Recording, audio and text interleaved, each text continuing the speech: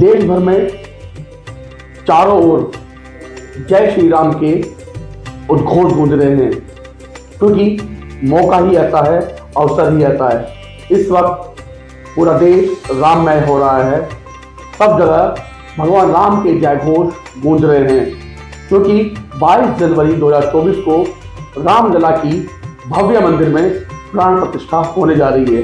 और इस प्राण प्रतिष्ठा तक पहुंचाने के लिए अहम भूमिका रही है कार सेवकों की। तो ऐसे ही कार सेवक हमारे साथ मौजूद हैं, करुणेश नंदन गर्ग जी। उन्हीं से बातचीत करते हैं आज और जानेंगे कि आखिर उनका उस समय क्या क्या उनकी भूमिका रही है और क्या उनका उस समय का अनुभव रहा है। तो करुणेश नंदन गर्ग जी, आपका बहुत बहुत स्वागत है। जी धन्यवाद।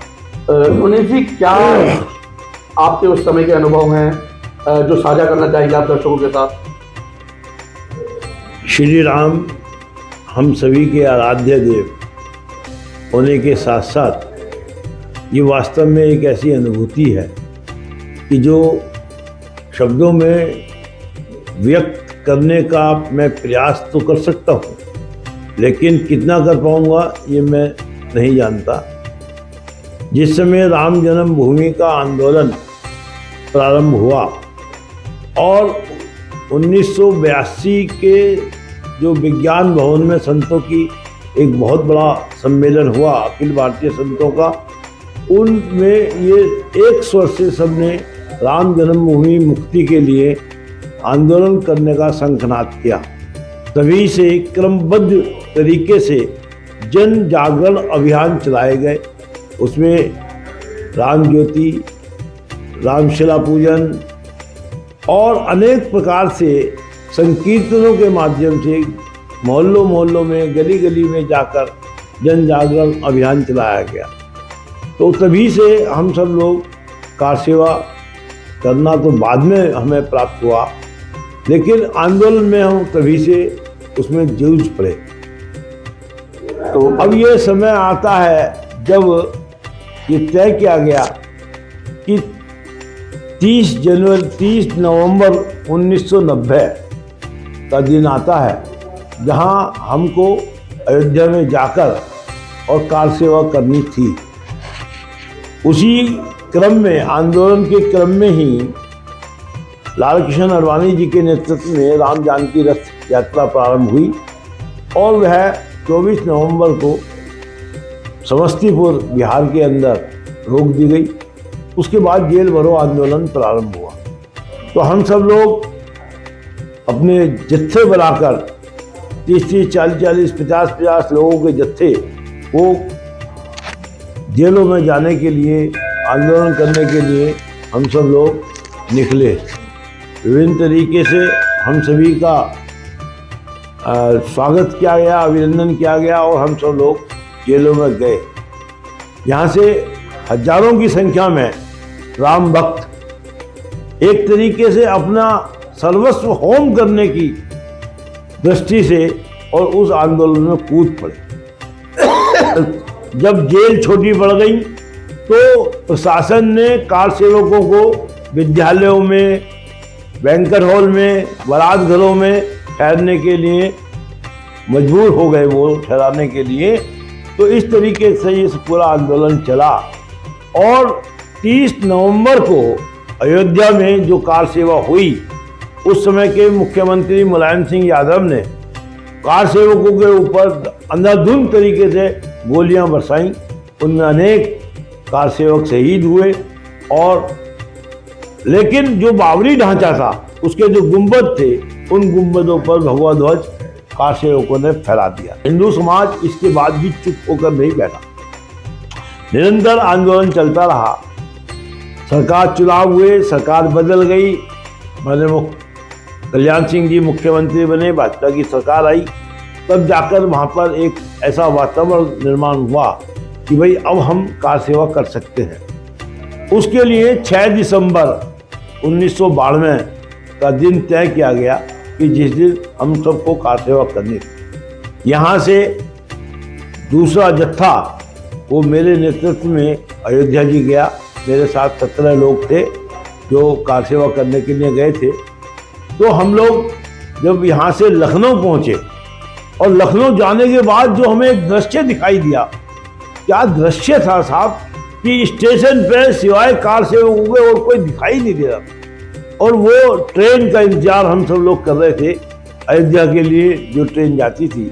उस ट्रेन के अंदर जितने कार सेवक डिब्बों के अंदर थे, उससे कहीं ज़्यादा रेल की छतों पर कार सेवक थे।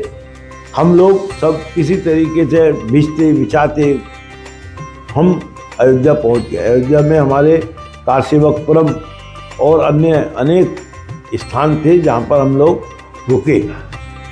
अब वहां पर हम लोग बड़े बड़े कढ़ाव में भोजन की व्यवस्था थी, बड़े बड़े, मतलब एक अजीब प्रकार का दृश्य वहां पर था। पूरा भारतवर्ष, चाहे पंजाब हो, चाहे कर्नाटक हो, चाहे तमिलनाडु हो, कोई प्रांत ऐसा नहीं था कि जिसके कार सेवक अयोध्या में उपस्थित ना हो। अब जब यह प्रतिदिन वहाँ पर परिसर में सत्संग होता था, हमारे जो नेता थे विश्व हिंदू परिषद के, राष्ट्रीय स्वयंसेवक संघ के, और धर्माचार्य थे, धर्म गुरु थे, जगत गुरु थे, उन सबके प्रवचन नित्य प्रति होते थे शाम को, तो सब लोग वहाँ जाते थे, प्रवचन सुनते थे।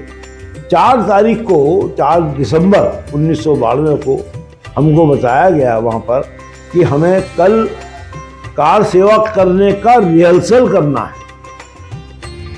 बताया गया कि साहब हमें जो है सरयू से बालू लेना है और लेकर जो कार विवादित ढांचा जो राम जन्मभूमि थी उसके चारों तरफ जो खाई खुदी हुई थी, उस खाई के में हमको बालू डालना है। हम लोग बड़े अनबने मन से क्या कार सेवा, केवल यही कार सेवा करने के लिए हम लोग आए थे। अपने घर क्या हम समाज को जाकर मुंह दिखाएंगे, लोग हमसे कहेंगे कि भाई तुम क्या कार सेवा करके आए हो। बड़ा सब कार सेवकों के मन में एक प्रकार का आंदोलन जागृत हो चुका था। बड़े बिलबिलाए से सब लोग विचलित मन से घूम रहे थे। खैर 5 तारीख आई, सब स्नान किया सरयू में स्नान करके बालू लेकर हम लोग लाइन में लग गए। अब सरयू नदी से लेकर राम जन्मभूमि यानी लगभग 2.5-3 किलोमीटर का वो रास्ता था, जहाँ पर हमको 5-5, 6-6 की पंक्ति बनाकर पहुँचना था। तो हमें जब हम सुबह लाइन में लगे तो लगभग हमको 4 घंटे वहाँ तक पहुँचने में लगे। इतनी भीड़ वहाँ पर थी। वहाँ पर डाली गई, वो सब करा के आ गए अपने अपने बैरकों में, वापस लौट गए।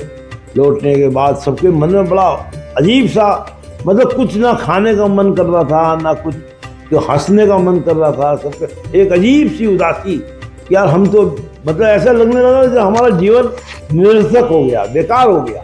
हम किस काम के लिए आए थे और क्या काम करके जा रहे हैं। बड़े अनमने मन से जो है सब बैठ के होती रही, लगे लोग समझाते रहे, नहीं हमें यही करना है। नेतृत्व का यही निर्देश था कि भाई हमें गुंबदों को नहीं तोड़ना, नहीं उनको हाथ लगाना, और केवल उस परिसर की ही परिक्रमा करके और वापस जाना है। 6 दिसंबर आ गया साहब। 6 दिसंबर को हम सब ने स्नान किया और सब किया, लाइन में लग गए। लगने के बाद चलना शुरू हो गए। चलते लगभग 2 घंटे तो वो लाइन ठीक प्रकार से चली। और उसके बाद जो वहाँ पर भगदड़ मची, तो फिर सारे के सारे कार सेवक वो परिसर के चारों तरफ इकट्ठा हो गए। उन्होंने घेरा सा बना लिया, सब बड़ी भीड़ वहाँ पर हो गई। और सब इसी बात का इंतजार करते रहे कि भाई अब हमें क्या करना है। तभी क्या होता है कि जो पीएसी के जवान परिसर की सुरक्षा के लिए, बावड़ी ढांचे की सुरक्षा के लिए तैनात थे, वो सब, उनके मन में भी राम भक्ति हिलोरे मार रही थी, लेकिन वो अपनी सब बंधे हुए थे। तभी जो है बनवासी कार सेवक जो आए हुए थे, उन्होंने तीर वहाँ से चलाने शुरू किए। और वो एक तीर जो है वो पीएसी के जवान को स्पर्श किया। वो संकेत था शायद या क्या था, समझ में नहीं आता। तभी वहाँ के जो पीएसी के जवान थे, उनके पास रस्से थे, उन्होंने वो रस्से जो परिसर के चारों तरफ सुरक्षा की दृष्टि से रेलिंग लगाई गई थी।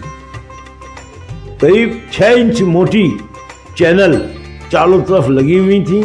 उन चैनलों के अंदर लगभग 1.25 इंची मोटा लोहे का पाइप, वो उससे रेलिंग बनाई गई थी। उन्होंने उस रेलिंग में रस्से बांधकर और वो कार सेवकों की तरफ फेंक दिए। बड़े बड़े रस्से नीचे आ गए। अब नीचे आने के बाद कार सेवकों ने एक एक रस्से पे 1,000 कहीं जहां जिसको जगह मिली और रस्सा पकड़ के जो एक बार जोर से नारा लगाया जय श्री राम, और उस रस्से को जो पकड़ के एक साथ खींचा तो वो सारे चैनल 6 इंच मोटे चैनल, 7-8 इंच मोटे चैनल वो ऐसे मुड़ गए जैसे किसी ने तार मोड़ दिया। और वो रेलिंग जो है इस तरीके से टेपर में उस खाई के ऊपर लग गई। और वो रेलिंग लगने के बाद तो ऐसा लगा जैसे भगवान राम ने हमको शक्ति प्रदान की और एक सेतु बन गया, राम सेतु बन गया। और उसके ऊपर रेलिंग के ऊपर चढ़ते हुए, कूदते हुए, फांदते हुए उसको, और सब परिसर में पहुंच गए। पहुंचने के बाद कुछ ऊपर चढ़ गए गुम्बद के, कुछ नीचे चढ़ गए, कुछ दीवार पर खड़ा हो गया, कोई कहीं, सब कार सेवक चारों तरफ कार सेवकों ने उस परिसर को घेर दिया। और घेरने के बाद जो पाइप थे उन पाइपों को तोड़ तोड़ कर उसके बल्लम बना लिए। और बल्लम बनाने के बाद जो है फिर ऊपर से और नीचे से और चारों तरफ से जो है उसको तोड़ना शुरू कर दिया, उसकी ईंटें उखाड़नी शुरू कर दी। और उखाड़ने के बाद फिर लगभग 4 घंटे की मेहनत मशक्कत करने के बाद लगभग 2:15 बजे पहला गुंबद धराशायी हो गया। पहला गुंबद गिरा, उसके बाद फिर दूसरा गुंबद गिरा और फिर तीसरा गुंबद लगभग 4-4:15 बजे के करीब धराशायी हो गया। और वो बाबरी मस्जिद का ढांचा वहां पर अब नहीं था। जो दीवार थी लगभग 8 फीट चौड़ी दीवार थी, उस दीवार के अंदर लोगों ने पाइप गाड़ा, और गाड़ने के बाद जो जोर से नारा लगा जय श्री राम, तो आप यकीन मानिए कि किस तरीके से दीवार जो है वो ऐसे फट गई जैसे प्रभु हनुमान जी ने अपना सिरा चीर कर प्रभु राम के दर्शन कराए। तो ऐसा अद्भुत दृश्य वहां पर था। अब गुम्बद गिर गए। गुम्बद गिरने के बाद मलबा वहीं पर पड़ा हुआ था। श्री राम लला जो है पहले गुम्बद गिरने से पहले वहाँ से हटा लिए गए थे। अब ये होता है कि सब कार सेवक वापस आने लगे। और साहब जब वापस हम लोग आए हैं राम जन्मभूमि से अपनी कार सेवक परम तक, कोई उसमें ठहरा हुआ था, तो आप यकीन मानिए कि वहाँ के जो दुकानदार थे, हलवाई थे, वो हलवाइयों ने अपने थाल के थाल मिठाइयों के ऐसे खाइए खाइए जबरदस्ती। और होली और दिवाली एक साथ अगर मनते हुए हमने कहीं देखी है तो वो राम जन्मभूमि पर अयोध्या में हमने देखी। ऐसा अद्भुत दृश्य वहाँ हमको देखने को मिला। कोई गुलाल से होली खेल रहा है, कोई कुछ उड़ा रहा है, कोई कुछ उड़ा रहा है, कोई आतिशबाजी कर रहा है, पटाखे छोड़ रहा है। तो इस तरीके का। अब हम जब कार सेवक में आ गए तो हमको एकदम सूचना मिली कि तुरंत वहाँ परिसर में पहुँचना है। अभी राम लला को हमें विराजमान करना है, विराजित करना है, वहीं पर स्थापित करना है। अब वहाँ पर सभी कार सेवक पुनः परिसर में पहुँच गए। और पहुँचने के बाद इस तरीके से जो है कार्बाइन जो लगती है, पूरी कन्वाइन जो लगती है, इस तरीके से खड़े हो गए। अब एक हाथ से दूसरे हाथ में, दूसरे से तीसरे हाथ में तसला नीचे से मलबे का जाता रहा, तो मसाले का, और उधर से जो है खाली तसला वापस आता रहा। इस तरीके से चारों तरफ गए और तब रात को 4 बजे तक चबूतरा बना दिया। वहाँ पर चबूतरा बनाने के बाद रामलला को विराजमान किया। विराजमान करने के बाद आरती हुई, प्रातःकाल की आरती और प्रसाद वहाँ पर हमने लिया। और लेने के बाद फिर हम वापस आए, आके हम सो गए। तो वहीं पर एक और, अब ये जो सारी घटनाक्रम घटा, इस घटनाक्रम से पहले एक और घटना राम जन्मभूमि पर हुई कि जिस समय 1991 में जब अपनी बीजेपी की सरकार वहाँ पर आ गई थी, तो राष्ट्रीय स्वयंसेवक संघ की एक अखिल भारतीय बैठक हुई लखनऊ में। उस बैठक में पूरे देश के जो प्रतिनिधि होते हैं वो आते हैं, हर साल होती है वो। उसमें एक कर्नाटक के जो हमारे संचालक थे वो बहुत बड़े वास्तुविद हैं, बड़े अच्छे प्रकांड पंडित हैं वास्तुविद के। वो भी उस मंदिर को देखने के लिए गए, उस परिसर का उन्होंने निरीक्षण किया। वो सब करने कराने के बाद उन्होंने कहा कि जब तक इसका दक्षिण पश्चिम क्षेत्र जो है वो गड्ढा जब तक वहाँ पर रहेगा तब तक मंदिर निर्माण नहीं हो सकता। इसलिए सबसे पहले आप उस गड्ढे को भरवाइए, इसको समतल करा के और थोड़ा सा ऊंचा करके इसके ऊपर मंदिर बनाओ, तब जाकर ये आपको इसमें सफलता मिलेगी।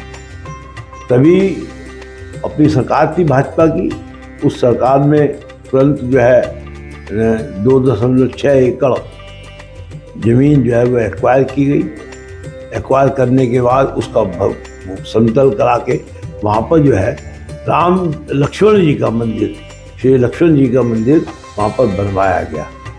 और बनने के बाद फिर ये 6 दिसंबर की घटना वहाँ पर घटी, ऐसा माना जाता है। तो इस प्रकार से जो है ये सारा हुआ। फिर हम 7 तारीख को वहाँ पर रहे, 8 तारीख को हम वहाँ से वापस आए।